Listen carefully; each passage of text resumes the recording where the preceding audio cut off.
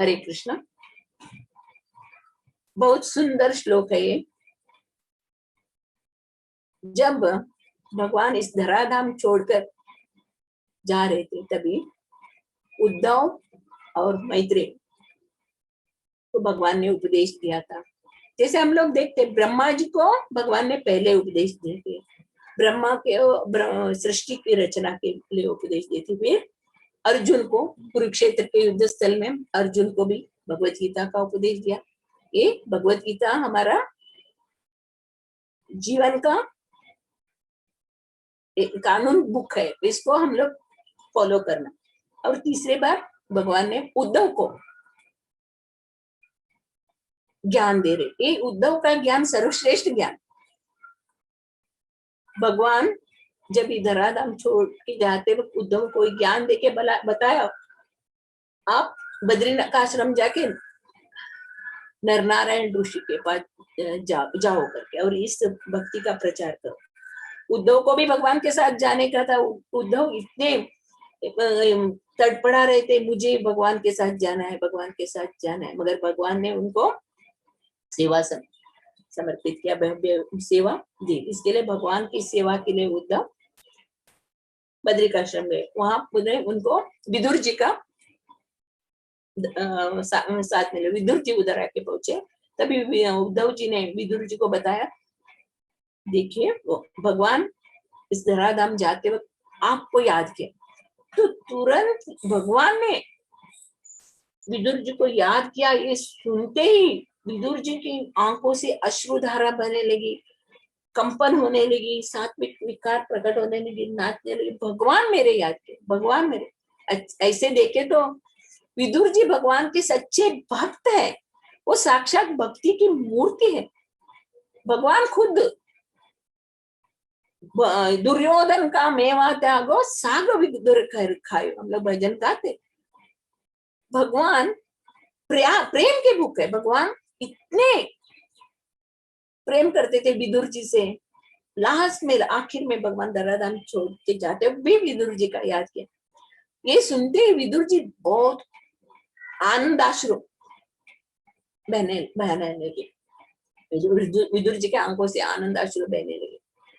फिर उद्धव से भगवान की भक्ति का ये तत्व जानना चाहते थे, मगर उद्धव जी ने उनको मैत्रेय ऋषि के पास जाने के बोला। मैत्रेय ऋषि के पास जाके आप उनसे एक ज्ञान सुनो, क्योंकि उस टाइम उद्धव के साथ मैत्रेय ऋषि भी थे, इसके लिए आप मैत्रेय ऋषि से एक ज्ञान प्राप्त करो बोले।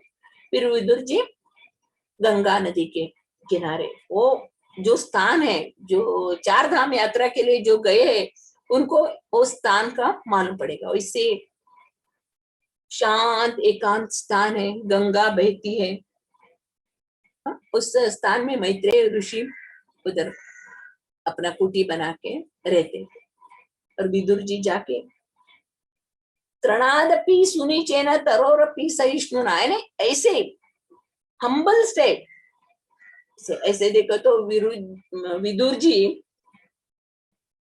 महान भक्त भी थे और अच्छे राजनीतिज्ञ भी थे और ज्ञानी भी थे, उनको सब ज्ञान था। फिर भी और भगवान का लीला के बारे में उन्होंने कितने बार सुना है, भगवान का लीला देखा है, भगवान के बारे में जानते। फिर भी विदुर जी मैत्रेय के मुनि को दंडवत प्रणाम करके एकदम हम्बल सेंस से उनसे प्रार्थना कर रहे। और पहले पहले उन्होंने भगवान की कथा सुनने की इच्छा प्रकट नहीं की। भले उनके अंदर भगवान की कथा सुनने की इच्छा थी, इच्छा से वो आए थे, मगर उन्होंने पहले पहले जन सामान्य, हम जैसे मूर्ख लोग भगवान के बारे में जानते नहीं, उनके लिए उनकी भला कैसे होएगा इस विचार से। क्योंकि जो भी शुद्ध भक्त रहते, महान आचार्य रहते, साधु संत रहते, वो लोग दूसरों का भला ही चाहते। इनका भला कैसे हो? ये बद्ध जीव संसार में इतने तड़प रहे, दुख भोग रहे, इनको भगवान का भक्ति कैसे मिलेगा, इनका भगवान का कैसे याद हुए, इसके लिए वो तड़पते रहते हैं। इसके लिए साधु संत लोग विचरण करते करते बद्ध जीवों को भगवान की भक्ति का बीज डालते। इधर विदुर जी मैत्रेय मुनि से पहले प्रश्न पूछते, वन्य जीव सकाम कर्म में इतने निवृत्त होने पर भी उनको उसमें सुख नहीं है, कष्ट ही कष्ट है, फिर भी इतने कष्ट होने पर भी उसी में लगे रहते। इस कष्ट से निवारण होने के लिए हमें क्या करना चाहिए, ये पहला प्रश्न पूछते हैं। उसके बाद दूसरा प्रश्न पूछते हैं,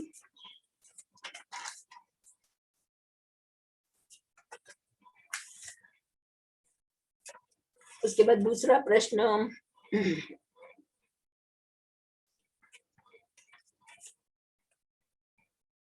पतित जीवों पर अनुग्रह प्रदर्शित करने के लिए भगवान की ओर से धरती पर विचरण कर रहे हो, उनके भक्तों, शुद्ध भक्तों के बारे में पूछते हैं।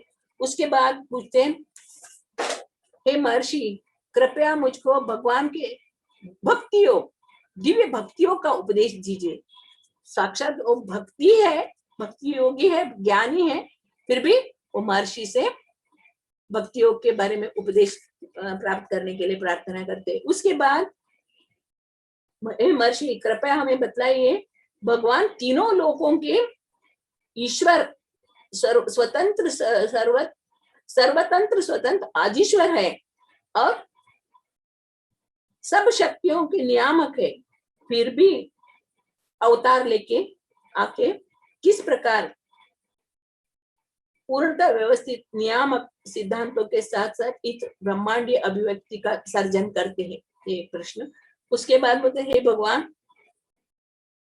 आकाश के रूप में विस्तृत अपने हृदय पर शयन करते हैं और इस प्रकार समस्त सृष्टि को देश में निर्दिष्ट करते हुए अपने को अनेकानेक चेतन जीवों में प्रकट करते हैं, जो जीवन के विभिन्न वर्गों में अभिव्यक्त होती है। इस प्रकार सब चेतन प्राणियों से पृथक है। उसके बाद कल का इसमें हम लोग देखा है, कल माता जी ने बताया, ब्राह्मण गो ब्राह्मण हिताय, भगवान गो ब्राह्मण हिताय, गो और ब्राह्मण की रक्षा के लिए वो पुनः पुनः अवतार लेते रहते और मंगलमय, उनके मंगलमय विशेषताओं का वर्णन करें और भगवान के दिव्य कर्मों के संबंध में हम लोग बराबर सुनते रहते, इतने सुनने पर भी हमारे मन उनसे पूर्णतः परितृप्त कभी नहीं होते। इसके लिए भगवान का ये अवतारों का कथा, जन्म का कथा बार बार बार बार सुनने की इच्छा करते हैं करके उनसे प्रार्थना करें। अभी 8वें श्लोक में ये बता रहे हैं, भगवान तो सभी सम्राटों के सम्राट है, ईश्वरा परम कृष्ण सच्चिदानंद विग्रह अनादिरादिर गोविंद सर्व कारण, सभी कारणों के कारण ईश्वर है, सभी सम्राटों के सम्राट। इधर हम लोग पृथ्वी मंडल में अनेक बड़े बड़े सम्राटों के बारे में सुनते, जैसे युधिष्ठिर महाराज, प्रतु महाराज, ऐसे बड़े बड़े सम्राटों के बारे में सुनते। ये इस भागवतम में पूरा आदि से अंत तक पूरा भगवान के भक्तों का ही चर्चा है और भक्ति हम लोग कैसे प्राप्त करते उसी के बारे में व्यासदेव जी ने दिया है। इधर विदुर जी पूछ रहे हैं, भगवान ने सब सम्राटों के प्रमुख सम्राट है, उन्होंने सब प्रकार के जीवों के लिए विभिन्न लोकों की सृष्टि की है, विभिन्न लोकों के। हम लोग इधर ही हम लोग देखते अलग अलग अलग प्रकार के जीव है, अलग अलग प्रकार के योनि है, अलग अलग प्रकार के चीज है। इधर हम लोग सिर्फ हमारे आंखों के सामने हम लोग जितने हम लोग बॉम्बे में रहते, बॉम्बे का ही हम लोग देख सकते हैं। फिर इधर भगवान बता रहे, सॉरी व्यासदेव जी बता रहे, हिमालय के पर्वत श्रेणी, अरब कंट्री, अरबस्तान, ऐसे स्थल है जो यात्रा में, चार धाम यात्रा में जाते उन लोग वो हिमालय की, बद्रीनाथ, केदारनाथ, गंगोत्री, यमुनोत्री में जो घूमे हैं उनको मालूम है उधर का कैसे हवामान, वो कैसे जीते हैं, वो लोग क्या खाते हैं, वो कैसे रहते हैं। हम लोग इधर हिज होलीनेस राधा गोविंद महाराज की कथा सुनने के लिए जाते थे, तभी उधर से बद्रीनाथ भी जाके, पर हम लोग देखते थे उधर 8-10 दिन के लिए हम लोग रहने के लिए जाएंगे तो छाती में कफ भर के हम लोग को कितना तकलीफ होता है। मगर उधर वो लोग रह रहे, बहुत कठिन परिस्थिति है उन लोग का, वो पहाड़ में कुछ नहीं मिलता है, उसके लिए उन लोग को कितना मेहनत करना पड़ता है, खुद का मेहनत करके, खुद का धान उगाने का, खुद का सब्जी उगाने का, खुद उनको इतना मेहनत करता है। पानी भी, पानी के लिए पहाड़ के नीचे से उतर के उनको लेके जाने का, पहाड़ उस पानी भी नहीं मिलता, ऐसे कष्टप्रद जीवन। और मरुस्थल में भी देखते हैं हम लोग, मरुस्थल दुबई ऐसे कंट्री में जो लोग गए हैं उन लोग को मालूम रहेगा, उधर पेट्रोल मिलता है, भरपूर पेट्रोल मिलेगा, फिर खाने के लिए सब हम लोग भारत से इधर से उधर से वो लोग मंगवाते, फल फूल सब्जी, पानी की कमी वो देखते हैं ऐसे। यानी भगवान इस ब्रह्मांड, इस पृथ्वी मंडल में ऐसे ऐसे अनेक जगह बनाए और उधर भी जीव है। हम लोग इसमें ब्रह्मा जी का जन्म होता है तो कमल के नाल के अंदर 14 लोक देखा है हम लोग, 14 लोक ब्रह्मा जी ब्रह्म संहिता में वर्णन करते, 14 लोक है, 14 भुवन है करके। उसी प्रकार ये भागवतम में सेकंड कैंटो में जो ईश अनुभूति के शुभारंभ, ईश अनुभूति के शुभारंभ वो चैप्टर 1 में 26 श्लोक में भी हम लोग देखते हैं, पातालमेतस्य हि पादमूलं पठन्ति प्रश्नि विप्र वेदरसातलं महातलं विश्वसृजोतगुल्पौ तलातलं वै पुरुषस्य अंगे। जिन पुरुषों ने इसकी अनुभूति की है उन्होंने यह अध्ययन किया है कि पाताल लोक विराट पुरुष के पांवों के तलवे हैं तथा उनके एड़ियां और पंजे रसातल लोक है, टकने महातल लोक है और इनकी पिंडलियां तलातल लोक है। भगवान इधर भागवतम में पूरा पूरा भगवान की सृष्टि रचना के बारे में बताया। जो बुद्धिमान है, जो इसको जानता है, इसको समझ लेता है, तो आसानी से भवसागर को पार कर सकता है। इधर बताते प्रभुपाद जी इधर तात्पर्य में समझा रहे हैं, हिमालय के क्षेत्र में रहने वालों का रहन सहन अलग है और मरुस्थल में रहने वालों का अलग है, मगर सभी जगह पूरा ब्रह्मांड में भगवान की शक्ति, भगवान फैले हुए। ये सेकंड भागवतम सेकंड कैंटो पढ़ेंगे तो उसमें मालूम पड़ेगा सभी क्षेत्र में एक छोटा सा इस भी जगह में, सब जगह में भगवान का शक्ति फैला हुआ है कि किसी स्थान में भगवान है। इधर हम लोग 15वां अध्याय में दूसरा श्लोक उसमें देख सकते हैं, ऊर्ध्व मूलम अधशाकम अश्वत्थम प्रावरव्यम छंदांसि यस्य पर्णानि यस्तम वेदस्य वेदस् अधश्च ऊर्ध्व प्रसुतस्य शाखा गुण प्रवृद्धा विषय प्रवाह अधश्च मूल्यानि अनुसंततानि कर्मानुबंधिनी मनुष्य लोग। ये लोग इतना वो कठिन परिस्थिति में वो अलग अलग इतना जगह में रह रहे, कैसे क्यों रह रहे? वो तीनों गुणों के अंदर जकड़ के और अपने कर्म के अनुसार जो अच्छा कर्म किया है उनको देवी देवताओं का ये मिलता है, जो पाप कर्म किया है उनको ऐसे जगह में रहना पड़ता है। तर भगवान बताते जो देवी देवता है वो श्वेत वर्ण रहते हैं और जो तमोगुणी वाले हैं रहते हैं वो ब्लैक, श्वेत और श्याम वर्ण का भी उन्होंने भगवान ने वर्णन किया। इधर भगवत गीता में भी भगवान बताते हैं, ज्ञानति देवव्रता देवान पितृनांति पितृव्रता, जो पितरों को पूजा करते हैं पितृलोक में आते हैं, देवी देवताओं का पूजा करते हैं देवी देवताओं के लोक में आते हैं, भूत प्रेत की पूजा करते हैं वो भूत प्रेत के लोक में आते हैं, और जो मेरे पूजा करते हैं मेरे शरण में आते हैं वो मेरे लोक में आते हैं। इसमें भी बता, और अर्जुन ये भी पूछते हैं भगवान को, हे कृष्ण, जो योगी है सभी साधना कर चुके मगर उनका वो लोग पतित हो जाते हैं, अगर आधे में उन लोग का पतित हो जाए तो उनका क्या दशा होएगा, पतितात्माओं का क्या दशा होएगा? अर्जुन भगवान से पूछते, तभी भगवान बोलते जो भगवान का भक्त है उनका कभी भी नाश नहीं होता, वो उनका अगले जन्म शुचिनाम श्रीमताम गेहे, शुचिनाम श्रीमताम गेहे योग भ्रष्ट भी जाते, जो भी थोड़ा भी भक्ति किया है और उनका नाश नहीं होता, उनको अगला जन्म मनुष्य जन्म मिलके वापस उनको जो आधा किया हुआ भक्ति को पूरा करने के लिए उनको भगवान मौका देते। ये जो मनुष्य जन्म बहुत दुर्लभ मनुष्य जन्म है, करोड़ों करोड़ों लक्ष करोड़ों करोड़ों वर्षों की तपस्या के बाद अलग अलग योनि में भटकने के बाद हम लोग को ये मनुष्य जीवन मिला है। सभी शास्त्र पुराण ये सभी में यही बताया हुआ है, भगवान का शरण में जाइए, भगवान का भक्ति कीजिए और इस मनुष्य जन्म को सार्थक बनाए। ऐसे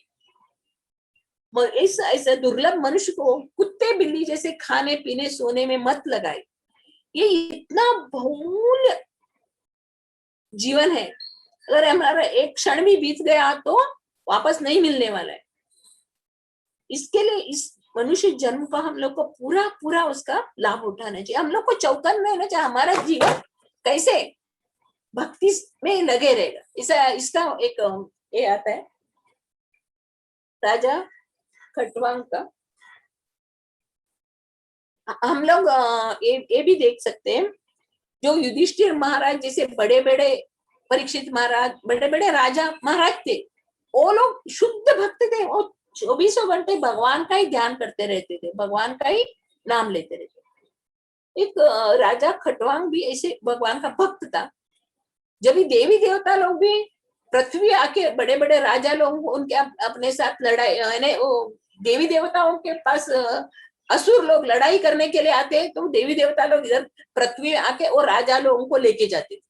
ऐसे राजा खटवांग का भी एक स्टोरी भागवतम में आते हैं। राजा खटवांग भी स्वर्ग लोक जाके देवी देवताओं को सहायता की, उन्होंने वो असुरों को हरा दिया और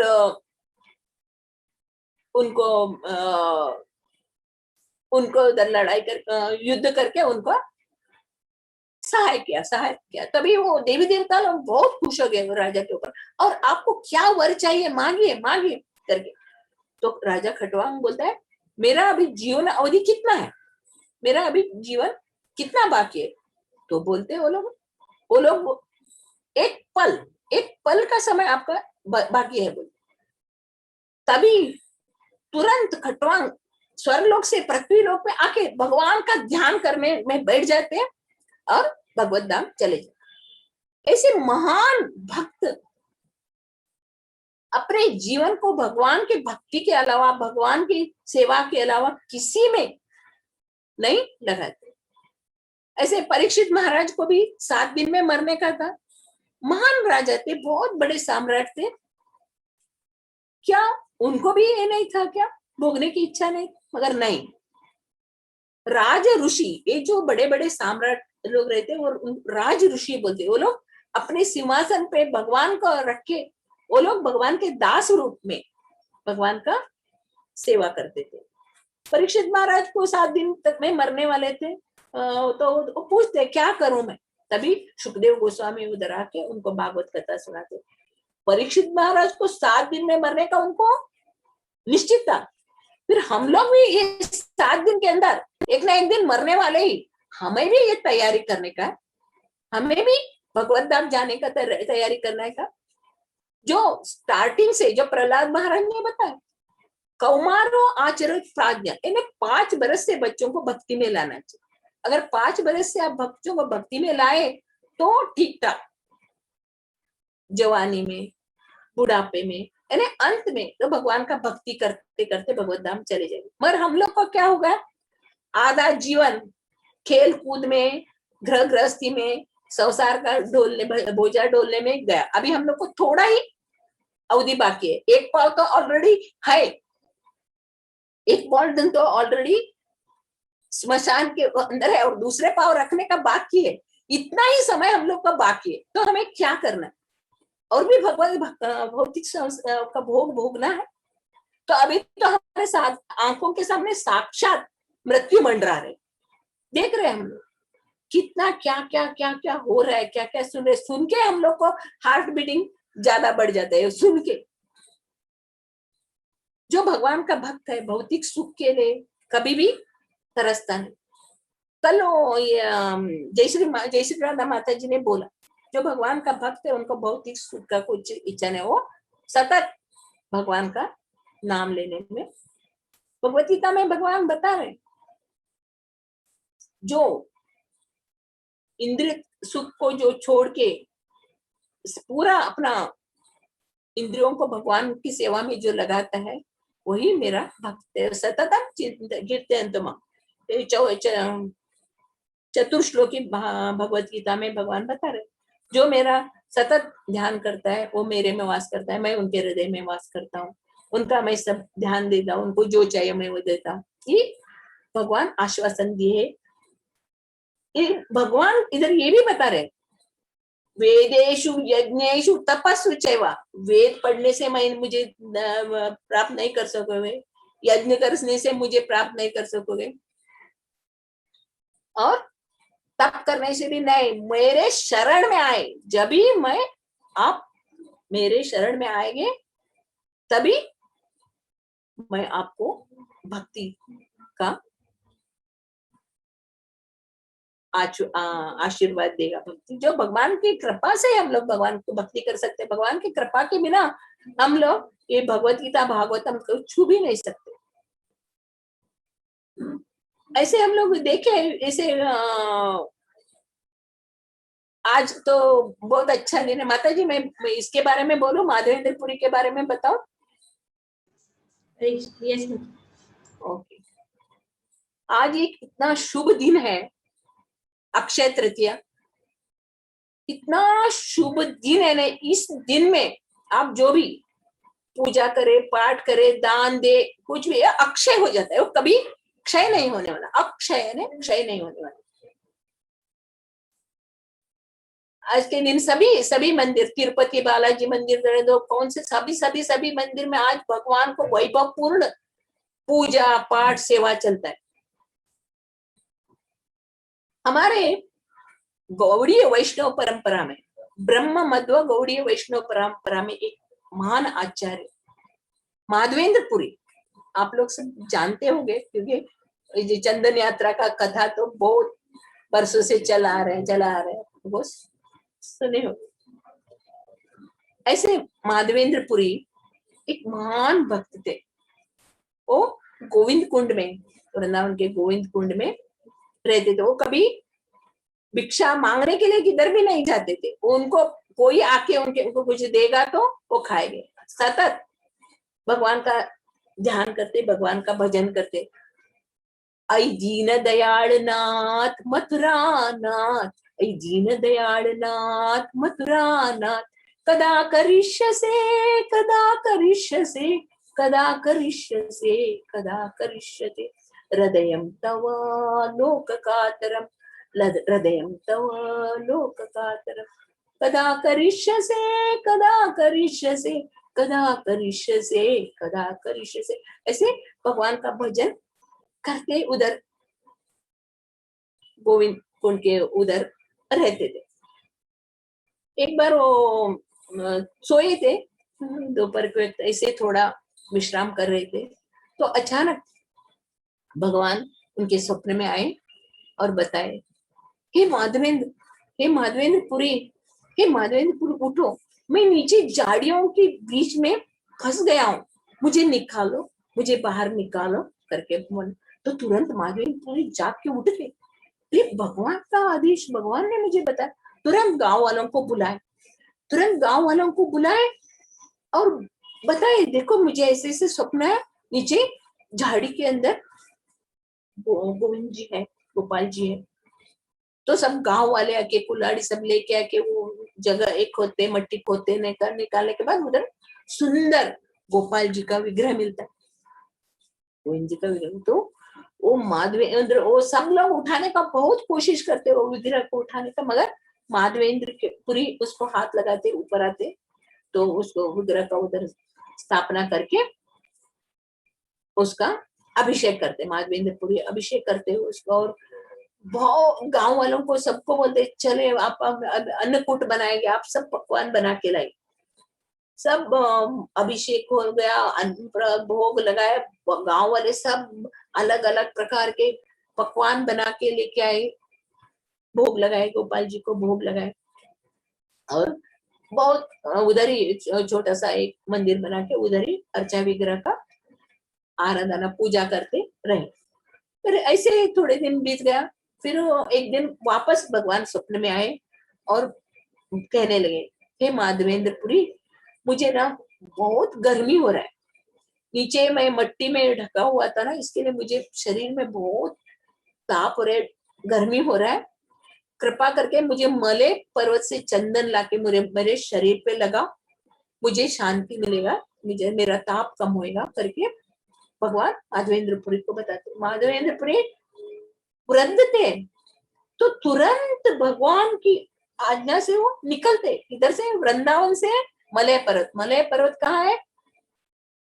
अपने जगन्नाथपुरी, जगन्नाथपुरी के ऊपर मलय पर्वत। तभी तो कुछ बस ट्रेन एरोप्लेन का कुछ नहीं था अरेंजमेंट, चल के निकले। वो चल के निकलते जा रहे थे, तभी जगन्नाथपुरी जाने के बीच में एक रेमुणा करके एक गांव है, उधर एक क्षीरचोर गोपाल मंदिर है, मंदिर गोपाल जी का मंदिर है। तो उधर हमेशा भगवान को 56 भोग अर्पित होता है। उधर 56 भोग में एक अमृत केली करके खीर, उधर का ओडिशा का वो बड़ा फेमस खीर है, वो गोपाल जी को वो लोग भोग लगाते। जब माधवेंद्रपुरी उधर जाके पहुंचे तो भोग लगा रहे थे, उनका मन में ऐसा लगता है, अरे मुझे थोड़ा एक खीर चखने को मिलेगा तो मैं मेरे गोपाल को मैं बना के खिला सकता था करके उसके मन में वो भाव आ जाता है। तो तुरंत उनको लगता है मैंने गलत किया, भगवान का भोग का मैंने इच्छा के, तो क्षमा करो भगवान करके तो माफी मांगते भगवान, नहीं मैं ऐसे इच्छा नहीं करने का था करके वो उधर से चले जाते और एक पेड़ के नीचे सो जाते। आगे जाने का था, दूसरे दिन मलय पर्वत जाने का था, सो जाते। फिर इधर पुजारी आके उसे भगवान का आरती करता है, भोग उठाता है और लेके जाते, भोग लेके जाते। रात हो गया, सो गया पुजारी, सो गया, अच्छे नींद में थे पुजारी, तभी भगवान आके पुजारी को उठाते, ए पुजारी उठो उठो, मेरा भक्त आया है, माधवेंद्रपुरी मेरा भक्त है, उसके लिए मैंने खीर रखा। वो पुजारी आश्चर्य होता है, मैंने तो पूरा कटोरी निकाली थी, मैंने पूरा मटका निकाली थी। तो पुजारी आ जाता है, तुरंत मंदिर में आ जाता है, मंदिर में आके देखता है भगवान आपके चरण के पीछे एक कटोरी छुपा के रखा है खीर का चोरी। वो पुजारी वो कटोरी लेके वो भगवान ये भी बोलते हैं माधवेंद्रपुरी करके मेरा एक भक्त आया है, उसको देना। तो वो पुजारी बाहर रख के जोर से चिल्लाता है, माधवेंद्रपुरी, कौन माधवेंद्रपुरी है, कौन माधवेंद्रपुरी है, भगवान उसके लिए खीर चुरा के रखा है। तो माधवेंद्रपुरी पेड़ के नीचे सोए थे, उनको माधवेंद्रपुरी नाम सुनते चकित हो जाते, वो भाग के आते और खीर का मटका लेते। वो इतना खुश हो जाते माधवेंद्रपुरी, भगवान की कृपा, भगवान कैसे सभी की इच्छा पूरा करते, तो वो लेके जाते और पेड़ के नीचे बैठ के खाते, पूरा खा के उसका स्वाद का वर्णन और भगवान का रूप का वर्णन, भगवान का गुणगान करते करते इतने मग्न हो जाते हैं। और उसका पूरा चाट के खाने के बाद उस मटके को भी अपने धोती में, शैला में बांध लेते, और सुबह लोगों को मालूम पड़ेगा भगवान ने माधवेंद्रपुरी के लिए खीर चोरी करके मालूम पड़ेगा करके वो उधर से सुबह होने पहले निकल जाते, मलय पर्वत निकल चल के जाते हैं। वो टाइम मुसलमानों का, पठानों का राज्य था, एक जगह से दूसरे जगह जाना इन्हें बहुत कठिन था। फिर भी वो मलय पर्वत जाते, उधर राजा को रिक्वेस्ट करते मेरे भगवान को लगाने के लिए मुझे चंदन चाहिए, तो एक मण उनको एक टन उनको चंदन देते, चंदन का लकड़ी। वो वृद्ध माधवेंद्र उसको उठा के अपने कंधे पर उठा के वापस चल के आते उधर ही गोपाल जी के मंदिर में उधर रुकते, अब रात को उधर ही सो जाते। तो दूसरे दिन वापस वृंदावन जाने का है, थकान मिटाने के लिए रात को सो जाते। तो रात को वापस भगवान सपने में आके बोलते, माधवेंद्रपुरी आप जो चंदन लाए हो इधर ही मुझे घीस के मेरे शरीर में लगाओ, मुझे इधर आप लगाए तो मुझे उधर भी ठंडा लगेगा, क्यों आप इधर ही मुझे चंदन लगाओ। तो सुबह होते ही दूसरे दिन माधवेंद्रपुरी वो पुजारी को बोलता है, भगवान का आज्ञा है इधर ही चंदन लगाने के लिए बोला। तो वो पुजारी भी खुश हो जाते, उधर चंदन उनको घिस के पूरा शरीर में, गोपाल जी का पूरा शरीर में चंदन लगा देते। वापस ये जो चंदन है वापस वो वृंदावन चले आते। ये जो चंदन माधवेंद्रपुरी द्वारा शुरू किया वो चंदन यात्रा 21 दिन सब इस्कॉन के भक्त लोग 21 दिन ये चंदन पूरा भगवान के शरीर में, क्योंकि गर्मी है अभी, इतना गर्मी है, हम लोग इतना सहन नहीं करे, एसी लगाएंगे, फैन लगाएंगे करके बैठते हम लोग। वो भगवान अपने भक्तों से सेवा लेते, भक्तों को खुश होता है, भगवान सेवा करने भक्त हमेशा खुश रहते। तो अभी सभी मंदिर में सुंदर से चंदन का अलंकार करते, पूरा शरीर में चंदन लगाते और इस चंदन यात्रा महामहोत्सव को महामहोत्सव इसको आयोजन करते, देखते हैं। इस तरह हम लोग देखते भगवान अपने भक्तों से इस तरह सेवा लेते हैं। इधर भगवान बता रहे, वापस हम लोग श्लोक में के इसका एक बताती हूँ। इधर इस ब्रह्मांड में ऐसा जगह भी है जहाँ सूर्य प्रकाश भी नहीं पहुंचता है। हम लोग ज्योग्राफी में पढ़ते तब आए थे, चिरापुंजी में इतना बारिश होता है और इतना घना जंगल है, उधर सूर्य प्रकाश भी नहीं होता, फिर भी उधर इंसान जी रहे, सभी पशु पक्षी इंसान सब जी रहे।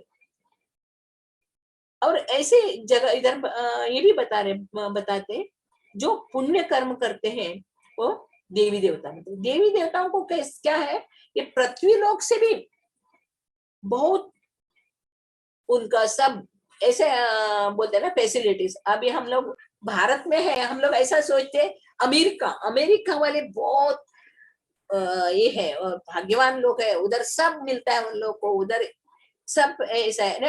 अमेरिका को हम लोग स्वर्ग की कल्पना मानते। इधर देवी देवता लोग स्वर्ग में रहते हैं, वो लोग हमेशा एक क्षण के लिए भी भगवान को भूलते नहीं, इसके लिए वो लोग देवी देवता बन गए। देवी देवता लोग एक क्षण के लिए भी भगवान के आज्ञा को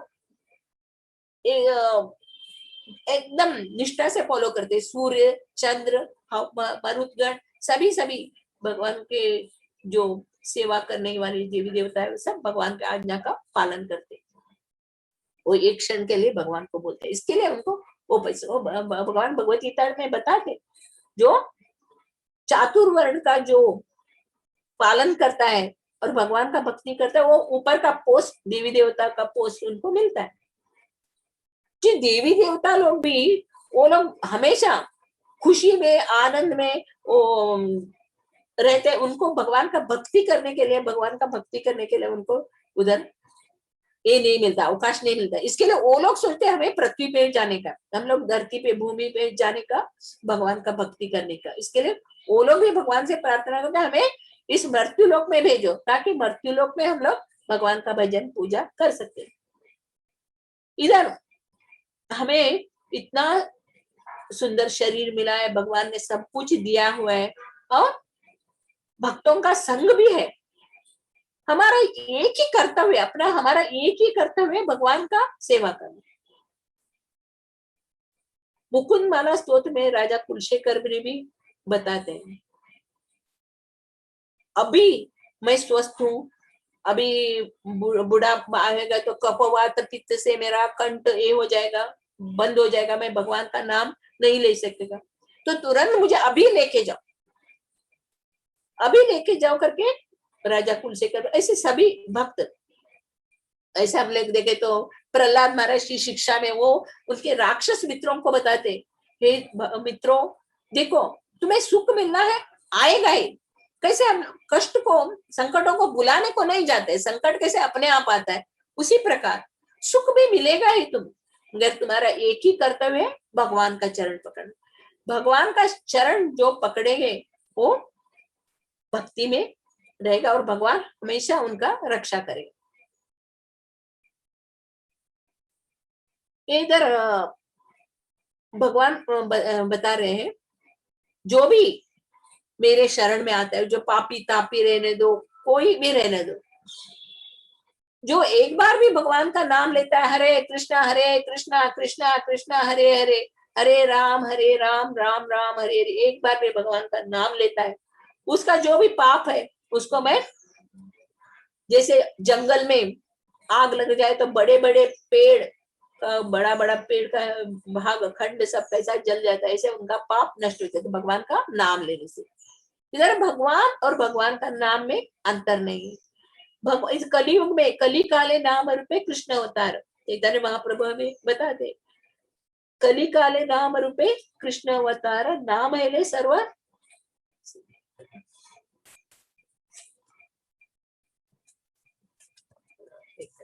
कली काले नाम रूपे,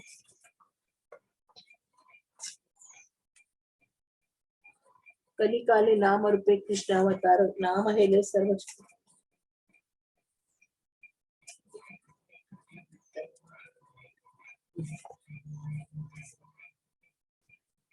कली काले नाम रूपे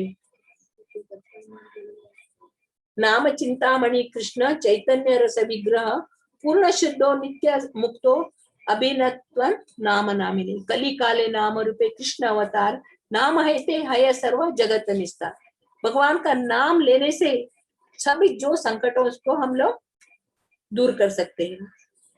जैसे हम लोग अम्बरीश महाराज का भी उदाहरण लेते हैं, स वै मन कृष्ण पदारविंद वाचांसी वैकुंठ गुणानुवर्णने, करो हरे मंदिर मार्जनादिषु श्रुति चकार अच्युत सत्कथोदये, मुकुंदा लिंगन दर्शे दृशो तद्भृत्य गात्र स्पर्शे अंग संगमम, घ्राणं च तत्पाद सरोज सौरभे, श्रीमत् तुलस्या रसनाम तदर्पिते, पादो हरे क्षेत्र पदानु समर्पणे, शिरो हरि ऋषिकेश पदाभि वंदिते, कामं च दास्यं नत काम काम्या, यतोत्तम श्लोक जनाश्रया रति। ये भगवान का सेवा में, अपने इंद्रियों को भगवान की सेवा में लगाने में। ऋषिकेश, भगवान का एक नाम ऋषिकेश है, इंद्रियों के सामने, हमारे एक एक इंद्रियों के ऊपर भी एक एक देवता बैठे रहते, इंद्रियों के स्वामी भगवान कृष्ण का हम लोग ध्यान करें, नाम लेंगे, उनका स्मरण में, उनका सेवा में हम लोग रहे तो हम लोग शांति से रह सकते। अब हम लोग इस टाइम में हम लोग देख रहे, जो भगवान का भक्ति में है वही शांति से रह रहा है, भगवान का जो भक्त नहीं है हाय हाय करके तड़प रहा है। इधर अम्बरीश महाराज का उदाहरण हम लोग देख सकते, उन्होंने अपना पूरा इंद्रियों को भगवान की सेवा में लगाया। ऐसे ही हम लोगों को भगवान के सेवा में हमारे चित्त को लगाना चाहिए। इधर विदुर जी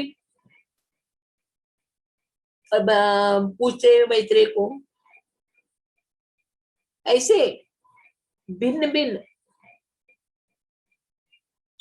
जीव और कार्य की प्रकृति और उन्हें पद्धति के अनुसार भगवान ने भिन्न भिन्न जीवों को बनाया। हम लोग 84 लाख योनिया बोलते, 84 लाख में 6 लाख रेंगने वाले पेड़ पौधे और सरीसृप, 4 लाख मनुष्यों ने।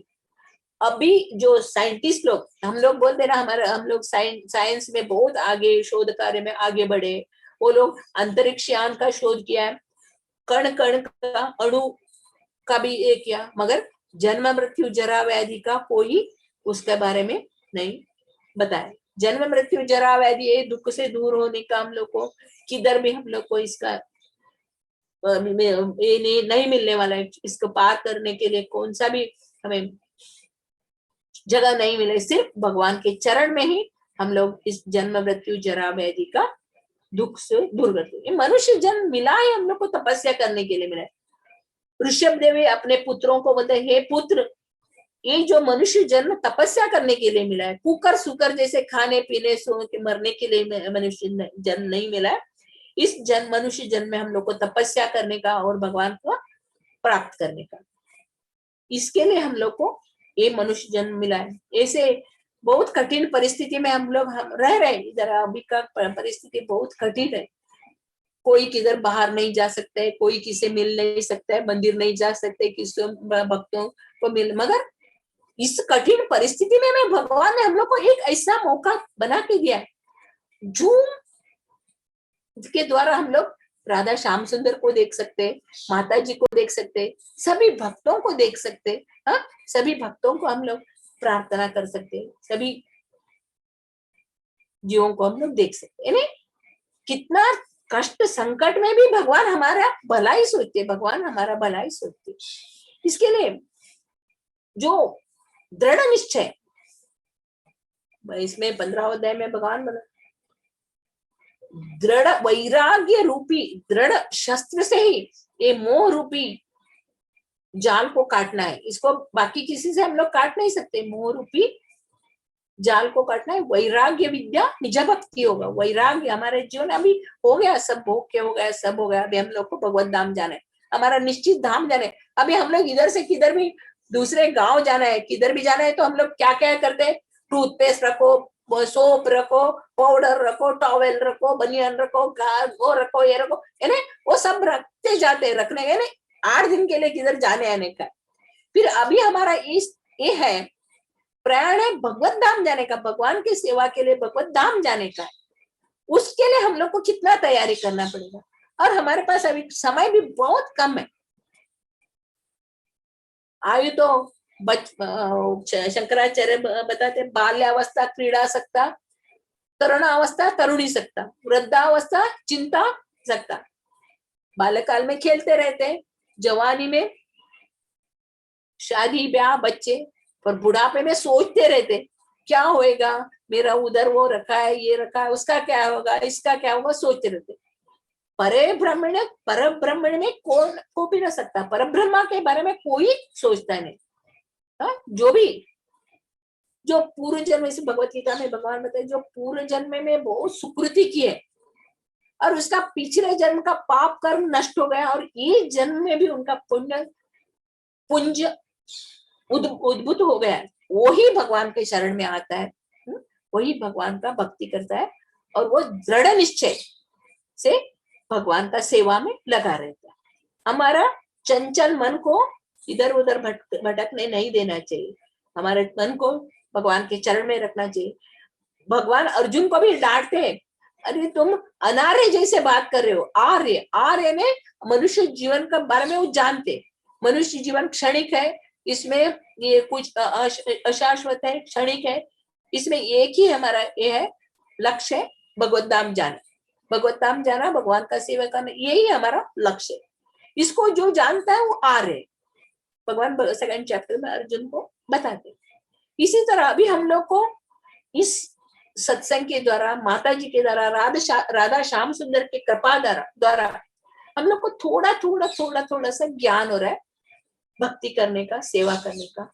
ये मौके को हम लोग गवाएंगे तो वापस आपको नरक में जाना पड़ेगा। इसलिए अमूल्य अवसर को हमेशा भगवान की सेवा में, भगवान के नाम लेने में, भगवान का गुणगान करने में, भगवान का ध्यान करने में हम लोग इसका मनुष्य जीवन का उपयोग करना चाहिए। विदुर जी इतने ज्ञानी है, फिर भी विदुर जी मैत्रेय मुनि से पूछ रहे। इसे भगवान ने अलग अलग लोक बनाए, अलग अलग प्राणियों को बनाया, सब भगवान, हाथी के लिए मन, चींटी के लिए कर्ण, सभी रेडी करके रखा है भगवान, किसी को कुछ कमी नहीं रखा, सबका रेडी रखा है। फिर भी हम लोग ये नहीं है, वो नहीं है, वो नहीं है, वो नहीं, ये कर रहे। जैसे भागवतम में भी एक श्लोक में आता है ना, धरती जैसा बिछाना है, उसको चादर का क्या जरूरत है?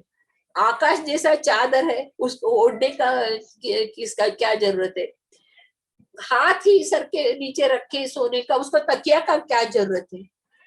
इतना सुंदर भागवतम में वर्णन है।